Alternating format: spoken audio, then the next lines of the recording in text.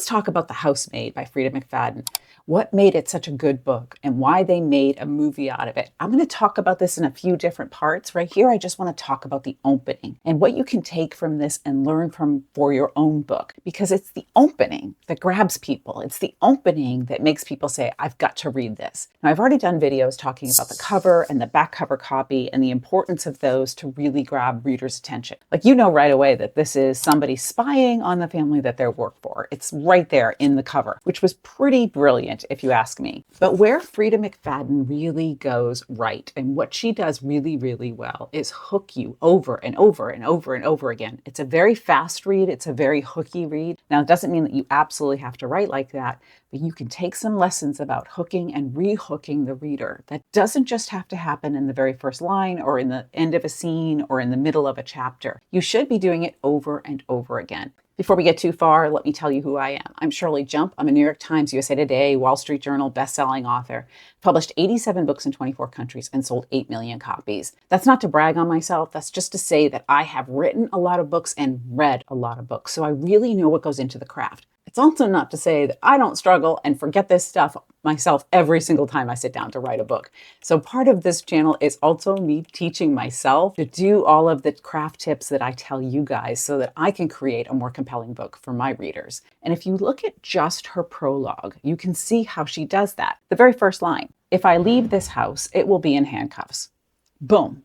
That's a hook. That's a really great first line. I have a whole video on doing great first lines and what makes for a great first line. This is one that really opens up a lot of questions. And one of the things I talk about in the first line video is using opposites. And here we've got if I leave this house, it'll be in handcuffs. So that's two different things, right? Like if I leave this house implies freedom, it'll be in handcuffs implies the total opposite. And why might she not leave this house?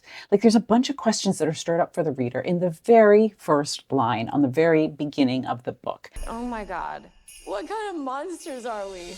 So right there, she had me captivated. I was going to read this book, whether or not it was going to be a movie. As a side note, I really like Freida McFadden. I've talked about The Inmate a lot on this channel, and I've read a bunch of her other books. She's very good at that quick hook thing. The prologue then gets into how the character could have run if they had a chance.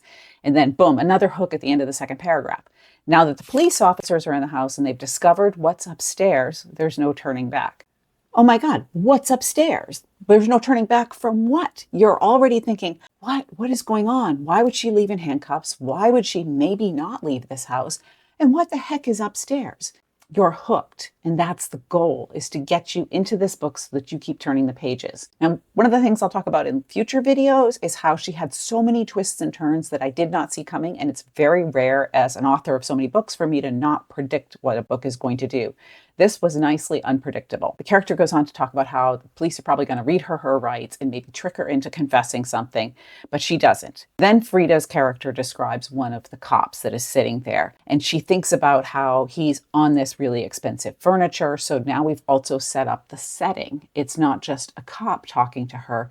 It's a cop on a $5,000 piece of furniture. So that tells you right away that this is not your ordinary house. This is not just, some middle class, middle of the road, happy little neighborhood house. This is a house that has some money in it. And then boom, another hook. And we are only 2, 3, 4, 5, 6 paragraphs in, and they're short paragraphs. She writes very short, very fast. Or more likely, he's thinking about the dead body in the attic upstairs.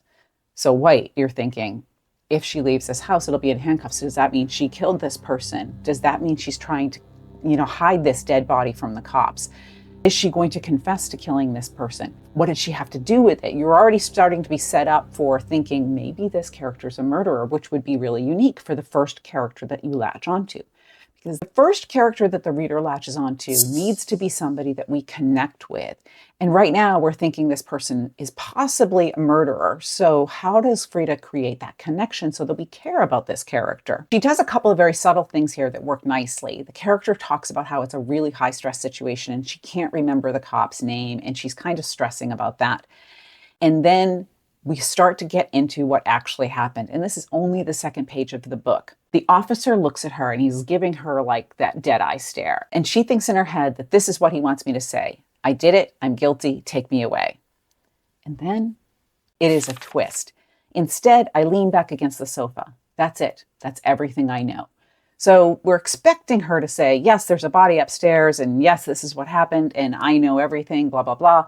Instead, she goes, that's it. That's all I know. The character acts the exact opposite of what we think. And now we're really wondering why she's doing that. She doesn't come across as guilty. She's rusty on how Miranda rights work. She's really stressed out about the not knowing the cop's name.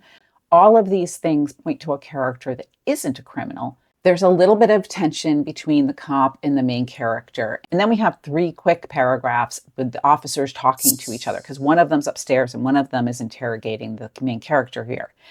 Then we get to another twist and another hook. Connors, the younger officer, says, you got to come up here now. You got to see what's up here.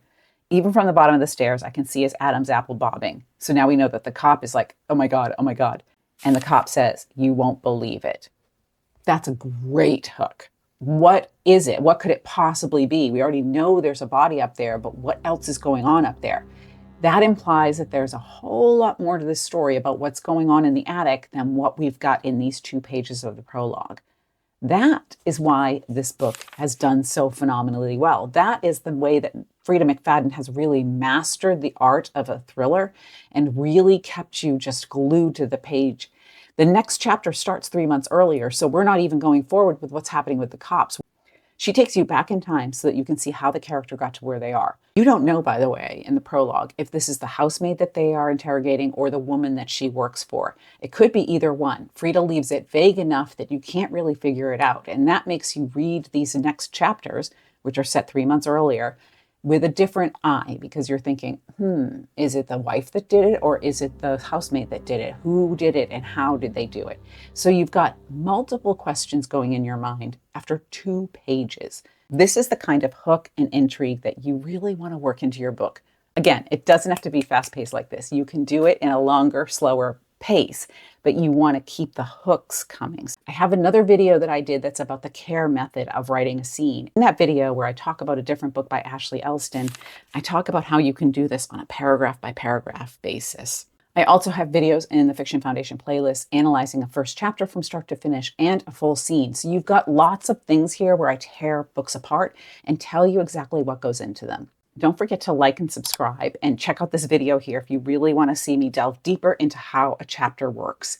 And let me know in the comments what hooks have really grabbed you lately. Do you struggle with writing hooks? What do you want to know about how to write a really compelling novel? Because I'll help you get there. And I will see you on the other side of the page.